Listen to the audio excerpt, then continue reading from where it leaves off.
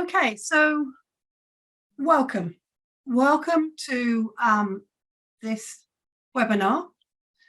This webinar is part of our Experiences in Digital Learning series. I'm Linda Amran Cooper, and I'm chair today and also director of the Centre for Online and Distance Education at the University of London.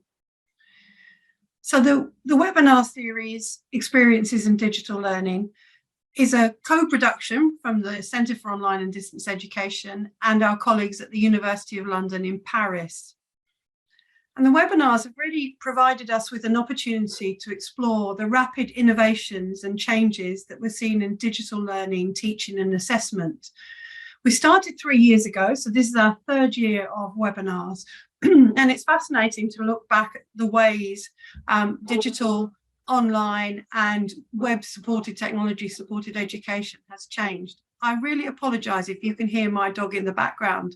I guess that's another thing that has developed as we've moved forward with digital learning, that you get the full family experience quite often. So today's webinar then is looking at supporting student voice and students as partners in a blended environment. So we're looking firstly from a student perspective and the ways in which university education needs to keep up with the evolving digital world that our students are experiencing, and supporting our students in ensuring that they can use those tools effectively in their learning and assessment. And then we'll be moving to the opportunities and challenges of working with students as partners within a higher education disciplinary context. So as you can see from our slide, our two speakers bring absolutely lots of very authentic, relevant experience here. So Eddie Plaskitt is president of the Student Union at our University of London Institute in Paris. And he's been there during COVID and now, if we might call this a post-COVID era. And then Donna Smith is senior lecturer in politics and deputy associate dean teaching and students in the Faculty of Arts and Social Sciences at the Open University. So two great speakers today, and I'm going to move on first to invite Eddie to talk to us and share some of his experiences. Hello everyone, and I'm delighted to be here today. Thank you very much, Linda, and everyone else at Code who invited me to this event. As Linda said, I'm Eddie and I'm currently a third year student at ULIP, or the University of London Institute in Paris. During my time at ULIP, I have served as the education officer and the president of the Students' Union, which is something that I still do today as president. In these roles, I've kind of had the unique opportunity to be involved in discussions surrounding the university's response to the pandemic, its impact on education, and how we use digital learning beyond that now. My experience of education during and after COVID and my work with the Students' Union has helped me understand digital learning is how it's used currently and how it could be used better in the future, and kind of what the problems and benefits are to students and lecturers for that.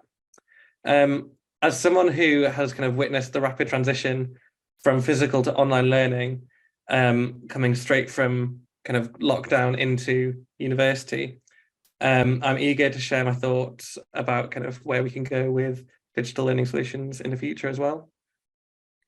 So as I've kind of mentioned, the pandemic forced universities to quite quickly adapt, and not just universities themselves, but the students.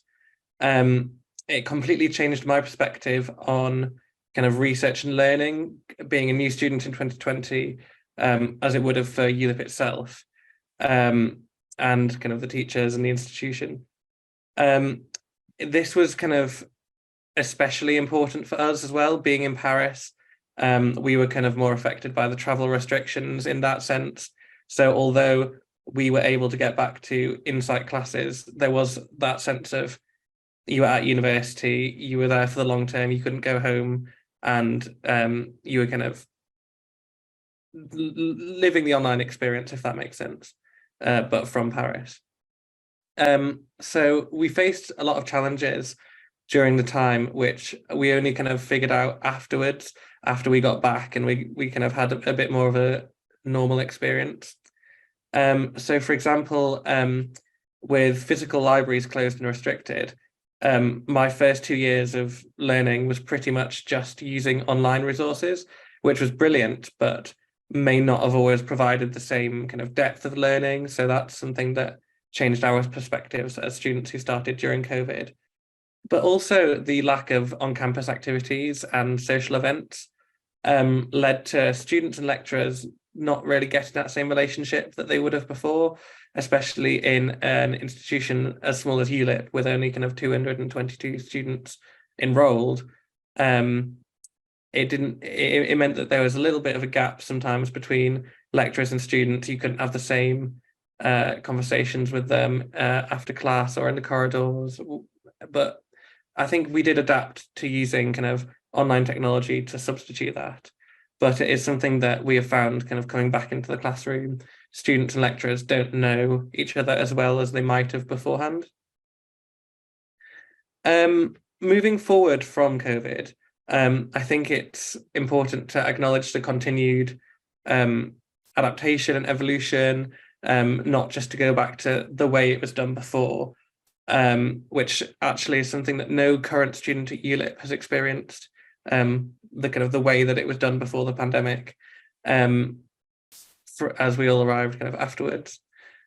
So we feel like it's important to increase access for both physical and digital resources, so that students have a lot of access to learning materials, all whilst kind of creating a community and a connection with students. I feel like the university and Students' Union kind of aim to create a connection and a community with students. And that is something that we can do in person or online. For example, we have a lot of in-person events at ULIP that you can attend, but also there is online options. We try to do the same kind of during the pandemic, but it's stayed a bit now, which is interesting to see. Also, the kind of productivity benefits brought to the Students' Union, we still continue to use Teams and Zoom where appropriate, and that has kind of changed our work process a lot. So as I've said, we've had a lot of access to digital learning tools, online academic resources, virtual classrooms. These all made education possible during the pandemic. We couldn't have done it without it. But there was a bit of an adaptation process when they were first introduced. So getting used to Teams or hybrid lessons at first was obviously a bit of a learning curve for students and lecturers. But it worked well once it was done in the pandemic. ULIP developed a really good system of offering online and in-person classes during the later stages of the pandemic, which was a very good solution. Moving out of the pandemic, digital learning obviously is a part of all of our lives. You can't do it without it. You know, everyone has their laptop, everyone is responding to emails and doing their research, writing on laptops, and it's amazing. And there are so many advantages to it, but there can be some drawbacks and concerns from a student perspective. So the over-reliance on technology is something that is very prominent in the university, and it can be great, it can be amazing, and it can change your life, but then you need to make sure that it's not affecting your critical thinking or problem-solving skills, stuff that is basic and that you need to learn at the start of your degree without technology, which is kind of, we're glad that we did. And also the differences between classroom education and assessment. It was a difficult process for us to go from 100% online assessment during the pandemic to sitting in a room writing on a piece of paper with a physical dictionary. That was a very big change for us. And it allowed us to kind of consider how could assessment change in the future? How could we look forward to a future where we're using more digital assessment and a mixture of in-person and digital to make sure that we're getting the best balance of that, because we are all using digital technology from our day-to-day lives. We need to make sure that that is compatible with the assessment structures, and that we're doing assessments which kind of relate to how we work in class. Many ULIP students, including myself as well, have found value in returning to physical media, physical sources, such as printed books and academic readers. A reader is just a collection. We get given a collection of all our readings for the module when we start. This is something that we trialed with first-year students this year, and following feedback and support from the Students' Union, we carried out a lot of surveys and supported staff with that, and it was basically came back that every student was offered a reader for the second semester of the year with all of their course text in it for the semester. And that was really appreciated by students because it allowed them to kind of engage with the physical text in the classroom, not just looking down at your laptop, but kind of having just everyone having the same text that they can annotate. And that was something that we didn't have in COVID, but to all sit around and have those texts there on paper has actually been really beneficial for class engagement post-COVID, which did surprise us a little bit, given that this is all about digital learning. But the point is that we have to get the balance right between digital learning and also having the convenience of just a paper book that you can write in. And this kind of leads on to looking at the assessment. So I study French and business at ULIP. So obviously I'm going to come at this from kind of a language student point of view. But with assessments for language in the digital age, technology plays a massive role in the learning experience and maybe in the assessment experience in the future. And to keep up with the changes in language education, in learning, we could kind of change our assessment slightly. For example, equipping students to use translation software, providing access and training on this software that students would have to use if they went in, became a professional translator in a workplace. Whilst also acknowledging the existence of this technology, we have to also acknowledge the drawbacks of it. So, for instance, during COVID, to adapt to digital translation assessments, obviously people will have access to the internet, to native speakers at home potentially.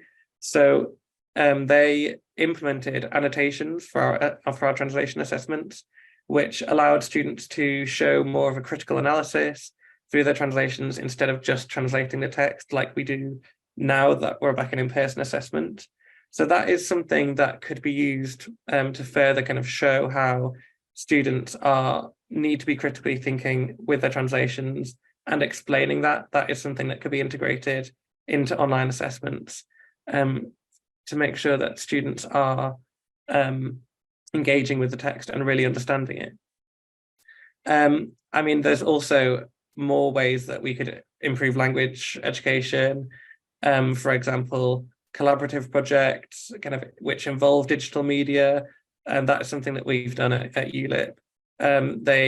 For our oral assessments for language, we don't just sit in a room and speak. We are tasked with digital collaborative projects with presentations and kind of more interactive assessments and questioning, which is something that I think we should take further with the amount of kind of digital tools which are available. And that leads me on to talking about AI in the university setting, which obviously is a massive development for students recently. So there have been so many advancements in kind of consumer AI technology, and this has been recognized by students. AI has the potential to transform higher education in many ways that can benefit students and that can be very beneficial especially if there were bespoke AI tools made for the university setting. However, it's also important to be aware of the potential concerns with AI, and as I said before, kind of the over-reliance on these new tools becoming commonplace among students. As students, I think we're starting to discover the potential of AI and what it can do for us. It can definitely be seen as an opportunity, but we need to carefully maintain academic integrity and make it clear to students when they start about academic integrity with regards to AI. But looking at how it could help students, it is potentially a way to help with bibliographies and citations, kind of helping that process of simplifying it, checking that everything's correct, helping your grammar and writing improvement, using kind of AI solutions to improve structure and grammar of your writing, whilst also ensuring that the content is your own. It could also in the future take advantage of AI search engines, something that we don't have at the moment, but in the future you could get internet connected AI services for lecturers, for students, to help them search databases and find relevant information for sources and assignments. Again, it could be used for time management and organization, helping students to maintain their schedules and stay organized, but also to help students with their learning support. AI tools which exist currently can be used to help give personal support in understanding complex concepts or practicing problem-solving skills. Maybe that's not so much for ULIP, but in ULIP, we have a lot of kind of contemporary theory courses which are quite complex, especially for kind of people studying international politics for the first time. I know that is something that is very handy to have.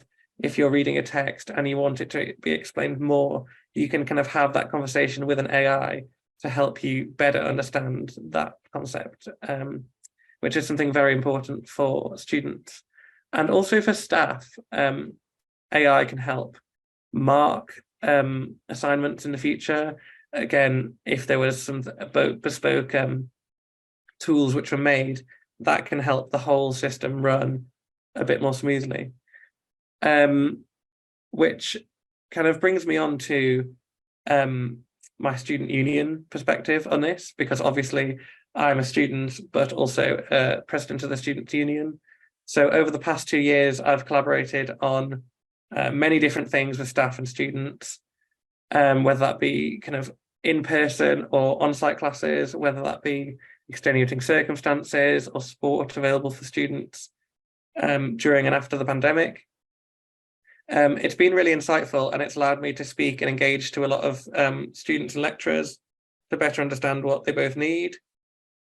I do think that, as I've said earlier, the lecturer and student relationship did change through COVID, and that did pose challenges for each side to understand what each other needs and how best to work kind of in hybrid environments, and also how to best increase participation and engagement afterwards. But as I say, these digital solutions that we've talked about so far, they don't just help students, but they also help us in the students' union.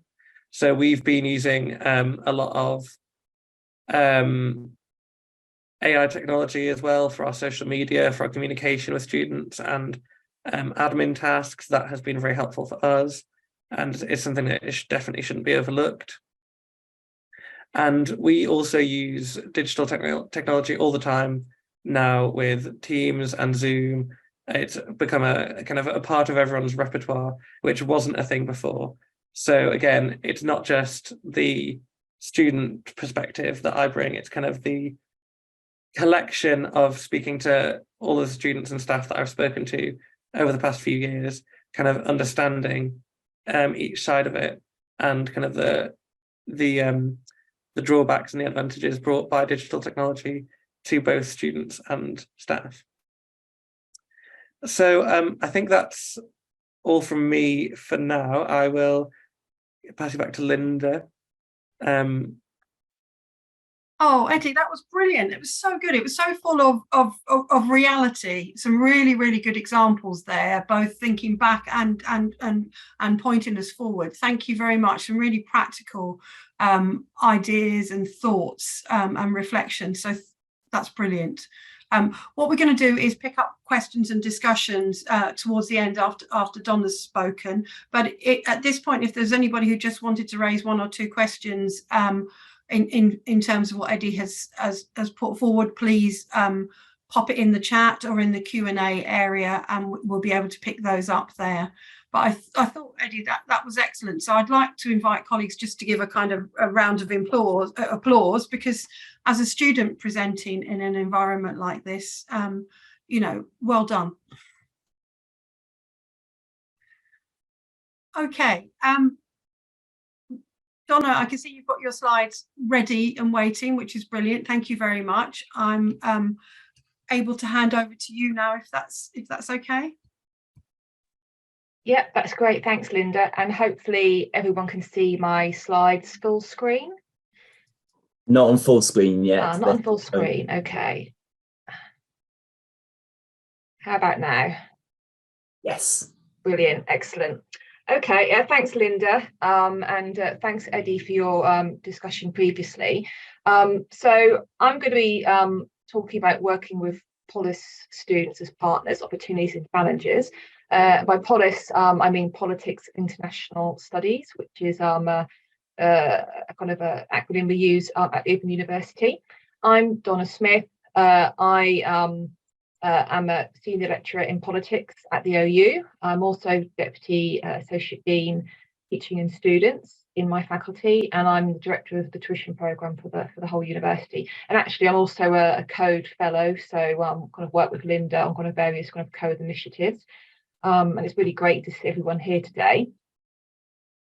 So I'm here really to talk about some research that I've been carrying out for the last kind of couple of years, and which will continue for the next kind of couple of years, really. Looking at student community and the different ways it can be kind of engendered by kind of working with students as partners. So generally, in their learning, students work with academics and each other to create and extend their learning. And that in turn has a positive impact on student community and hopefully things like retention. And in this presentation, I'll be looking at kind of the opportunities, the challenges, the pros, the cons of working with students as partners within this kind of politics and international studies context. In particular, I'm going to be summarising a project that I've been working on in the department, but internally and externally as well, in relation to a partnership we have with the UK Parliament. And this is about to be published actually as an article in the journal Politics, called Working with Politics Students as Partners to Engender Student Community Opportunities and Challenges. So do look out for that. It gives all the background, all the data, all the kind of wider research, and expands on what I'm talking about today. So the reason why we started to kind of carry out this research in the OU is the value and you know, the concept of student community has long been, you know, known to us as academics and obviously known to students as well. And the idea of student community, I would say, has risen in prominence in recent years. And that's partly because of in the UK at least, the Teaching Excellence Framework. It's kind of a key part of that framework. So it kind of behoves all institutions, all academics to kind of take it seriously rather than kind of paying lip service to it. As it says here, it's, you know, condition B3 of the Teaching Excellence Framework, you know, states that, you know, we must provide positive outcomes for students on our courses. And seen by many as kind of key to student continuation and completion or retention is student community. And that kind of has different elements to it, the kind of formal, informal, academic and social. And the article goes into more detail about what those different things mean. Anyone kind of familiar with this research in this area will be familiar with kind of Tinto and the kind of the work, you know, before the kind of early 1990s, which discusses, you know, those different kind of categories and kind of how student community can be engendered in those ways in HE. The research done by many people in many countries across the world shows very clearly that, you know, belonging research, if we call it that, you know, shows as a positive relationship between students feeling they belong and academic success and advancement. As I said earlier, if they've got a feeling of belonging, good student community, students are more likely to do well in their studies. And this is something which has been known for a long while. And again, I kind of refer back to Tinto there and the model of institutional departure. And that recognises those academic and social elements as kind of key variables which impact student achievement or lack of achievement, and kind of social engagement, and kind of how that leads to a sense of fit with the university, which in turn impacts retention. So according to kind of such research, to persist with their studies, so to be retained, students need to be formally integrated, so into things like extracurricular activities, and informally integrated, so kind of peer-to-peer integration. So they need that sense of belonging. And if you're interested in this kind of area of research, you can use kind of various search terms to investigate. So you can type in student belonging or kind of belonging theory or student community. You know, people use kind of different terms to talk about it, but they're really talking about the same basic idea. And again, I just put on the screen a figure from my article, which is based on Tinto's integration model and student community. And you can see here the different elements of integration. So we've got kind of the academic integration and the social integration, and they're both can be split into kind of formal and informal. So in relation to kind of the academic side of things, they can have kind of formal integration in terms of the kind of academic performance, and informal in relation to student and staff interaction. And in relation to the social, formal can be kind of extracurricular activity, and the informal can be peer-to-peer interaction. And all those things feed into academic integration and social integration. And it's not necessarily the case that, you know, a student community or student as partners initiative will do all of those things. It might be that for some things, the formal academic side is important, for others, the informal social side is important. It depends on the activity, the students, the university, what it is you're actually trying to do. But this is quite a good summary, I would say, of the different elements that need to be considered. So kind of digging down a bit more into the idea of students as partners, one aspect of student community, which I think has also risen in prominence in recent years, is this idea of students as partners. So the idea that, you know, student community leads to, you know, can be engendered by working with students as partners in their learning. And a kind of a definition of students as partners, kind of a broad one, is the notion of a joint endeavour to shape and influence university teaching and learning. Generally, it tends to refer to staff-student partnerships, but it can also refer to student-student partnerships as well. And again, linking back to what I said on the previous slide, it kind of depends what it is you're trying to do, as to kind of what element of partnership is important. And again, there's been lots of research that shows that students as partners can have a positive impact on achievement, which obviously is really important because we want our students to do well. Also, it has an impact on confidence and motivation. And in my own discipline of politics, and I think the social sciences more widely, recent years there's been, you know, some challenging kind of rhetoric about kind of, you know, the value of the sector or the discipline to the students, and the kind of the value of HE study in kind of politics and social sciences more widely. So, you know, if we take, you know, quite a cynical approach, you know, increasing the monetary value, you know, to the taxpayer, to the government, of politics courses and other courses too, which have been challenged, is really important. So obviously we want students to do well because we want them to do well, but actually there's this kind of other element to kind of student community and student partnership as well, that, you know, which is important for institutions to consider. And one way that we can, you know, potentially increase the kind of monetary value is by enhancing student community through working with students as partners. Again, in summary, students can work with academics and each other and other staff as well to create and extend their learning. And I'll show you another figure in a minute. And the aim is that this in turn has a positive impact on student community, which then has a positive impact on retention. And again, that's something borne out by research. And you can see on the screen there another kind of definition of student partnership. which you might want to take into account. Healy has done lots of work in this area. And if you look at my article when it comes out, you'll see my discussion of all of that work, and you can kind of do your own research based on that. And again, this is just a slide which kind of demonstrates what I'm talking about. So we have students as partners, which helps with student community, which in turn helps with retention. And obviously there's a kind of a loop back from student community to students as partners there. So it's quite a simple idea, but it's something which is potentially really beneficial. So just in relation to my own research, we've got a kind of long-running research project at the OU called Change Makers. And this project has been designed with our politics students, and we thought to engage those OU students and the wider public in learning about politics and democratic engagement. So we wanted people to get thinking about people who've made a change in society and the impact they've had politically and democratically, etc., and how they've inspired other people to make change, so both inside and outside of traditional politics. And this is part of our partnership with the UK Parliament and UK Parliament Week. So in autumn 2020, we had a really big social media campaign, to engage our students, but also the wider public. And that was kind of a Twitter campaign where we asked people to kind of put their kind of nominated change maker on Twitter, kind of using hashtags so we could see what people were saying. Then in autumn 2021, we kind of used that work to create an online guide to making change in partnership with the Political Studies Association and the UK Parliament.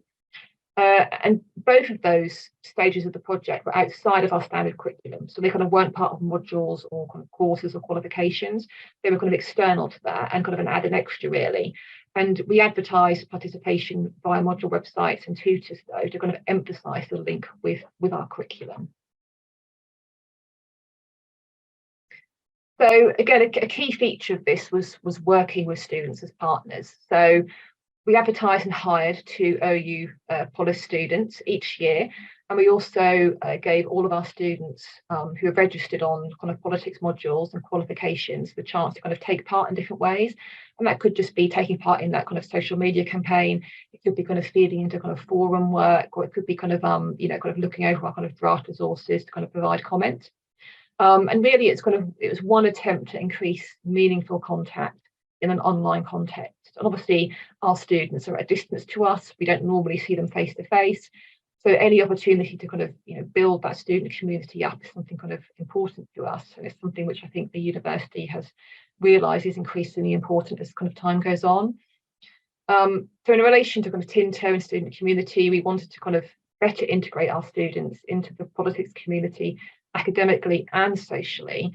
So academically, it was a chance to integrate them informally, but also formally.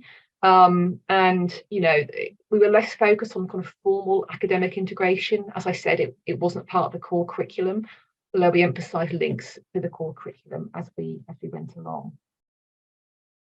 And on the screen here is just some screenshots of that Change Makers guide that we created.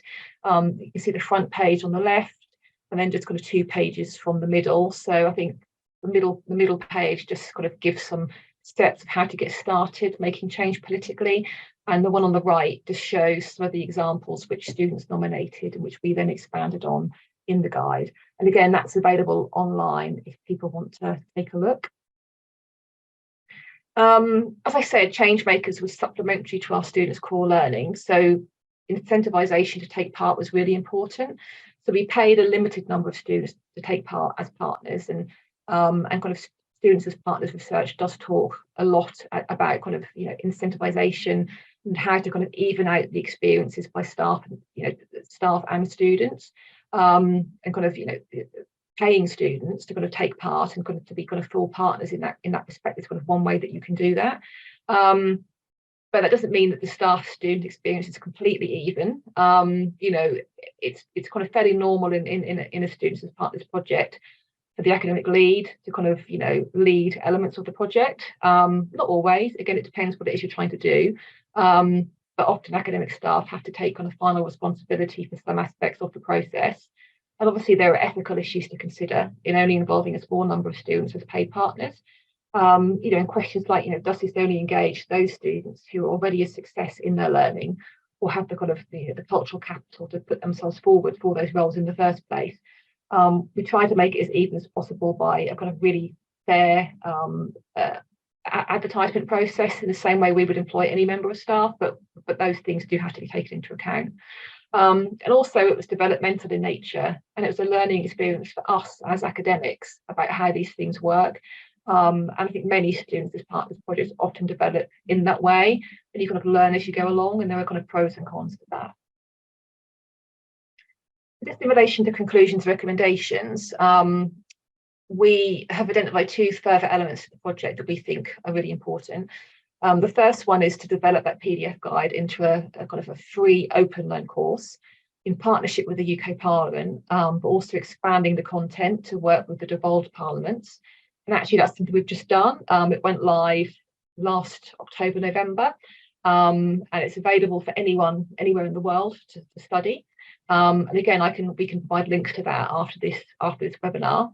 And the second one is kind of more research to uncover 2 different things. The first one is the impact of the course on fostering active engagement and political understanding amongst young people in the UK. And obviously that's really relevant to me and my own research in politics. But there's also a second strand as well, which is looking at the impact of working with students as partners on OU Pola's student community. So this stuff is a lot of work. You know, you need to have a supportive department and the time to do it. And it's only worth doing it, really, you could argue, if it's going to have a beneficial effect to those students. So you need to kind of, you know, ask kind of tough questions about what it is that you're doing, and is it kind of worth your time and the students' time as well. Kind of broader lessons for other institutions, I would say, are understanding the importance or the value that students as partners can bring to students, as well as the wider institution. And I think also, and I discussed this in the article, haven't had time to discuss it in this presentation, the importance of having a framework for kind of planning and analysing the students as partners activity. And I think having a framework ensures that you kind of get deep involvement of the participants. I think further research in politics, but any discipline actually, other institutions, will be useful to understand the challenges or benefits of students as partners in terms of the student experience and student outcomes. As I said earlier, the use of a kind of a participation matrix or framework to map student and other participant engagement in the project, and also to think about kind of wider implications for HE practice, including curriculum design and staff ways of working. As I said earlier, you know, there are implications for staff time.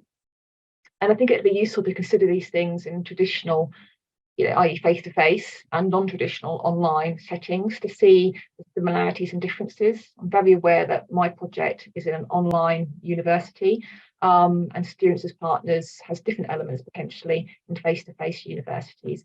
So I think that's something which needs to be considered as well. So that's actually the end of the presentation, so I'll stop sharing, but happy to answer any questions. Thank you, Donna. Brilliant. Thank you very much. I think you really built on nicely, and you can see the connections, particularly in terms of impact on students between both of our speakers there. Donna, you at the end there, you were talking about the kind of the fact that you need support within your departments and so on. And one of the and you talked about the impact that it has on students. One of the questions I wanted to ask you was, what impact has it had on you in working with students as partners in this particular project? Well, to be honest, when we first started this work, working with students as partners wasn't something that we were kind of thinking about. As I said, it kind of developed, you know, developmentally as we kind of went along. But what we kind of started with was we knew that we wanted to kind of improve the politics and international studies student community. So that's kind of where we started with. And then we started to think, how could we do that? And we came up with this kind of social media campaign. And when we were doing that, at the same time, the university was kind of focused much more about, you know, the idea of kind of student community and kind of actually kind of working with students. And they were mostly talking about working with students and things like kind of course design and course evaluation. But we realised actually that if we were going to do a true kind of student community exercise, actually listening to our students was kind of really important, and kind of hearing from them as to kind of what worked and what didn't work, etc. So I think that what we've realised is that, you know, students are really keen to kind of be involved. It's natural that there are going to be some students who are more keen than others, because some have more time than others, some have more interest than others, and that's not a bad thing. That's just kind of how it is. So you need to kind of design in different levels of participation. So you're going to get some students who are going to want to participate highly, and some who just want to kind of, you know, participate passively, to kind of use that kind of imperfect word, where they might just kind of, you know, take a look at what's going on and kind of read the kind of the end results, etc. And that's okay too. So all that has to kind of be built in, but it takes time and effort. And if you don't have a supportive department and don't have that kind of time built into your kind of workload management, it just ends up being crowded into all the other things that you're doing. So it does take a real commitment. You can't do it on your own. You have to have other colleagues probably who can kind of support you on it. And I benefit from working in a department and a faculty in an institution where that's provided, but I'm aware that not everyone has that at their own university. So there are pros and cons to it.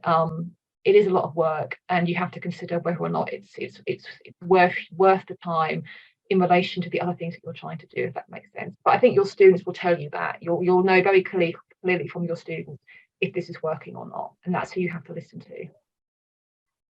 Thank you. That's really helpful. Okay, colleagues, please feel free to put questions in the Q&A section or to add questions into the chat. We've got a couple of questions in, and we've got some very positive comments to both speakers, so thank you for that. We've got a question from Andrew asking, Eddie, I'd love to know more about examples of digital collaborative projects for learning French. Have you got any examples that you could share? Yeah, so the one that I kind of mainly make reference to with that is, I mean, the whole course is kind of, I think, designed really well at ULIP, because you get to do loads of kind of real life scenarios. But this particular one was, we were required to make a video and a digital media, which would go towards a Dragon's Den style pitch, which basically we had to do in front of the class and the teacher. But that was kind of the collaborative. So you got the digital element of it, which was working on a presentation, working on a video, going out there, having to record stuff in French, like actually talking to people in an authentic way. And I think that's what is the best thing about it, is throughout that whole kind of collaborative process, you have to be speaking and presenting with your co-presenters in an authentic way. And I think that should be the point of all language assessment, or oral language assessment, or written. Like, it should be authentic. It should be, is it actually giving you skills that you can go out and use in the real world? But other ones that I can think of are, we were required to kind of produce a CV and do an online job interview for a fictional job in French, which again is kind of real world skills, stuff that you can apply to your life after uni, but also kind of integrating digital media. It's not that you go and sit down in an exam room and write a CV, and it's got loads of errors in it, and you know, it's, you get to go home and sit with your computer and make it really good, but then you have to take that CV to the interview and defend it and kind of go through it with the interviewer, and it has to stand up, and just like it would in the real world. And I think that is kind of the benefit of this kind of assessment, I think. Thanks, Eddie. Donna, I guess in your project, the sort of real world authentic aspects as well of what you're doing with your students and the opportunities they have. Did you want to add anything on that there? Oh, sorry, you could have cut out slightly then. Could you just repeat that? Sorry. Yes, it was the idea. Eddie was talking about the idea of real world authenticity to the assessment experiences and the activities that they have to do. Is that something that's similar in your project and the work that you're doing with your Polis students? Yeah, I mean, one thing we're kind of really aware of is we have a very diverse student base. So not only are we a four nations university, we have students, you know, from across the world potentially. So people bring kind of lots of different backgrounds, ideas, different age ranges, etc., etc. So and politics students and international studies students tend to be very interested, obviously, in current affairs and kind of what's going on in the world currently. So I think the initial Changemakers campaign, where we had this kind of social media campaign, where we were asking students to take part in a social media exercise, where they kind of nominated a figure, could be a political figure, or could be a community figure, or someone they know personally, who's inspired them democratically and socially, was a chance for them to kind of bring in their own kind of real world experiences and you know, what they were interested in, and that could be highly political, or it could be something happening locally, but it was a chance to kind of reflect on that and think of the impact of that in this kind of wider kind of political context. That's kind of been really useful in that respect.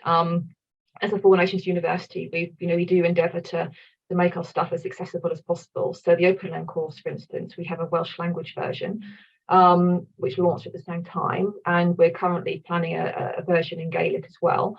And we also try and make sure that the case studies and the examples that we use in the guide and the course are kind of diverse, and kind of relate to lots of different people's experiences. So it's something that we definitely consider in the kind of students as partners approach. And I think you have to, really, because you are probably going to have a diverse range of students, and you want your work to appeal to as many people as possible. Makes sense completely. We've got a question for Eddie, and I mean, this is the hottest topic, it seems to me, in education at the moment. And the question is, what top AI platforms would you recommend for students to use?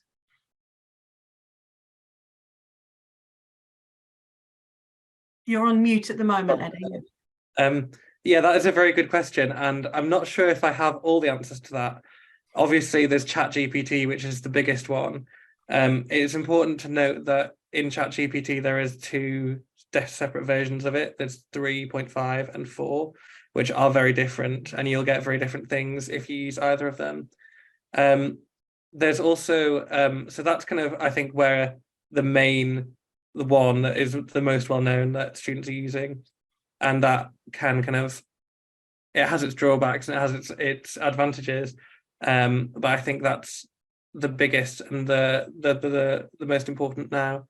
But I think that the problem with ChatGPT is it's not made for universities. It's not adapted to the university environment, and that is something that could be developed by educational institutions in the future. Is AI which is made for students to use, that can kind of give back more productive responses than ChatGPT, because it's not, sometimes you just get whatever it found on the internet, which isn't always the correct thing. But I think that is the most exciting point, is to look forward to the change in kind of bespoke software that could come in the future. Yeah, good point, actually. Yes, and you're right to raise the concerns as well as the opportunities, or the threats as well as the opportunities. Thank you. Laura's asked, Donna, I'm really interested in how to approach ethical approval for research scholarship attachments to students as partner projects. The fluid and flexible nature of them must make this difficult to navigate in advance. Yeah, I think, as I kind of said in the presentation, often students as partners work is very developmental. So you might start off with an idea, and it's not actually research, it's not, or even scholarship, it's just a kind of a way of engaging the students. So our social media campaign wasn't research in itself. So you can do things which you don't have to kind of consider the kind of, the kind of research committee or the research ethics committee approach. They obviously want to kind of make your work as ethical as possible in a more general sense. But as academics, obviously, research and scholarship of the work we do is really important. So you probably, do want to kind of evaluate and kind of write up what you've done and get it out there as much as possible. So one of the things that we have obviously found both difficult but also really important is demonstrating impact, because we want to kind of show the impact of our work on the students.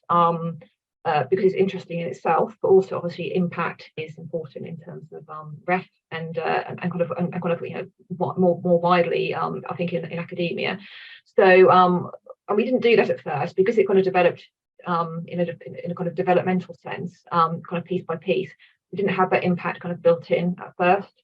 So we've had to kind of retrofit it into the research that we're doing, which we have managed to do. So the article, which will be published soon, does talk about impact and kind of the issues we've had, the problems, and kind of why we need to kind of do more on impact in the future. But the research project we're kind of working on currently, we've got some funding to work with the other university in Wales and various kind of student and community organisations in Wales to kind of further develop the open learning course and develop some educational resources and understanding the impact of those resources on young people and young adults is a key part of the project, and that's kind of been written into the research bid. So I think it's something we've learned you need to kind of ideally have in your mind from the very start. But if you don't, there are normally ways that you can kind of retrofit it, and also just acknowledge the problems of kind of showing impact. And if your project has developed, developmentally, piece by piece, just acknowledge that in the kind of write up and in any kind of published research you're doing, because that in itself is an interesting factor, I think, of students as part of research. Yeah, that's really useful, actually. That sort of some of the work that we're doing within Code with our student research fellows has evolved sort of organically, particularly through COVID as well. And it's interesting thinking now about how we manage. Laura, kind of relate to that question about how do we manage the ethical approval within the university system. Yeah, Stella's put here very interesting conversations. Thank you, Eddie, Donna and Linda. I wonder how students and staff perceive the integration of these various digital tools and AI technologies, and what are some challenges that you've seen that they face in developing their digital literacy? Oh, that's a big question, Stella, I think, isn't it? But a really valid one. Eddie or Donna, who would like to start to address that question of staff and student developing digital literacies? I'm happy to kind of talk in a broad sense, perhaps before Eddie might want to kind of talk about AI in particular. I would, in terms of, I think what's kind of relevant to my project is the notion of showing value and having to kind of, in staff perception of the value of the students as partners work and the value of the open learning course, etc. Because it's not a core part of our curriculum, it's not a core part of our work, it's something extra that we do because we think it has value. So in relation to the early discussion about impact, that's another reason why showing impact is really important, because we need to kind of convince other colleagues in the department or in the faculty or the university that it's worth our time to do this. It's worth carving out some of our academic workload management on the system, and the number of days required to put towards this work. Because there is some cynicism. It is seen, I think, as a bit of an extra thing, but I think it's going to become increasingly important as time goes on. So acknowledging that some colleagues and potentially some students as well might not see the value and might not see the importance of integrating such things into their learning. I think it's important to acknowledge that, and then once you've acknowledged it, you can then think how you can meet the challenge and how you can convince them that it is worthwhile. Thanks. Eddie, did you want to talk a little bit about the technology literacy challenges? Yeah, I think that's really important what Donna said, and kind of coming back to the point of moving with the times, making sure that assessment and learning is continuously changing with the technology, is really important, I think, for staff and students to understand. There can be a lot of kind of adaptability, and it can make the more adaptable courses are to AI, understanding the kind of the way that it's going, that's essential for kind of staff and students to both understand and for both to be educated and trained on this sort of stuff, rather than it kind of being silent. It's important to kind of discuss this with staff and students to kind of everyone's on the same page. From discussions that I've had with staff and students, I think it's generally perceived as the start of a revolution, maybe, who knows. But I think it's definitely kind of what is this kind of new technology? We're a bit skeptical of it, but if you don't embrace it, you're never going to know how to use it, and you're never going to feel at ease with it.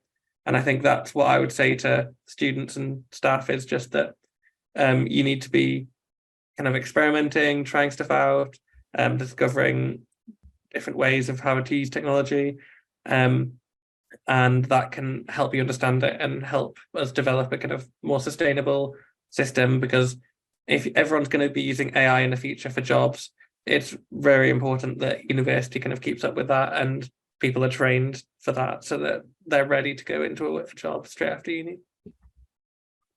Thanks, Eddie. I think that's that last point you made is a really important one, isn't it? That, you know, AI is part of the workplace. It has been in many work settings for quite a long time, and increasingly in lots of other work settings. And it's very much changing the nature of work and the roles that people will have. So helping students to develop abilities to use it.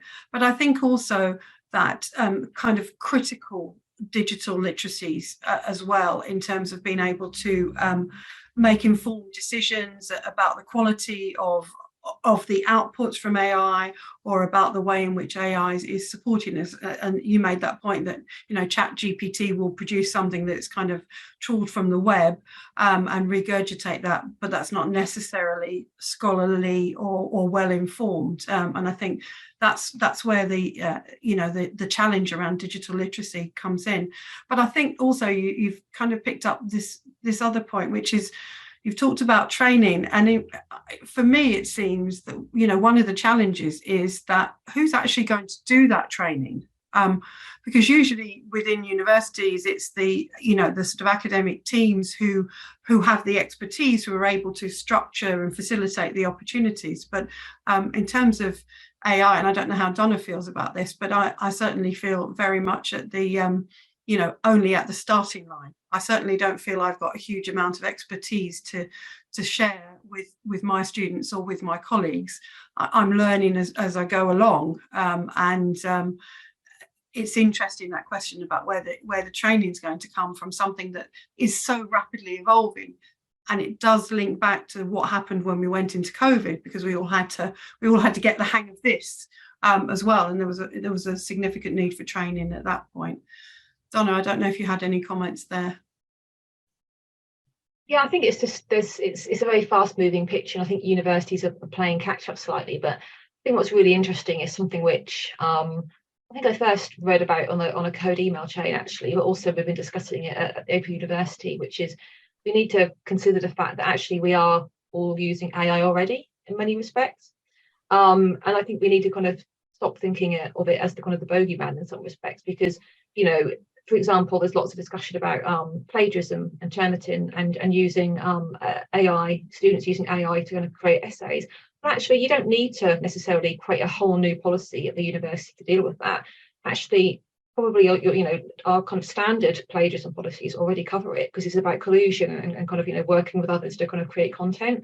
So actually, if we take a step back and just kind of approach it calmly, I think we can address many of the issues in quite a simple way, while at the same time, you know, having that space to think about the kind of the wider challenges and threats. Yeah, I think you're right. And I'd also like to sort of sum up and say that I think actually in lots of ways the answer to the sort of challenges we face in terms of AI is about partnerships with our students, and it's about ensuring that student voice is heard in our university policies and developments and training and so on. We've come to the end. That was brilliant. Matt, if you could just pop up the slides for just so that we can say, first of all, thank you very much to our speakers. That was really stimulating, really excellent. The session's been recorded, so we will share it out through our mailing list once it's up on YouTube. And to say that our next session is on the 1st of June. And it's looking at scholarship and research of teaching. So very much thinking about how do we as educators, those of us on the call who are educators, think about how we engage with research and scholarship of teaching and learning and assessment particularly. So thank you very much, everybody, for joining us. Thank you to our panelists, and thanks to Matt and the team behind the scenes who've made sure that this has happened. Thank you very much.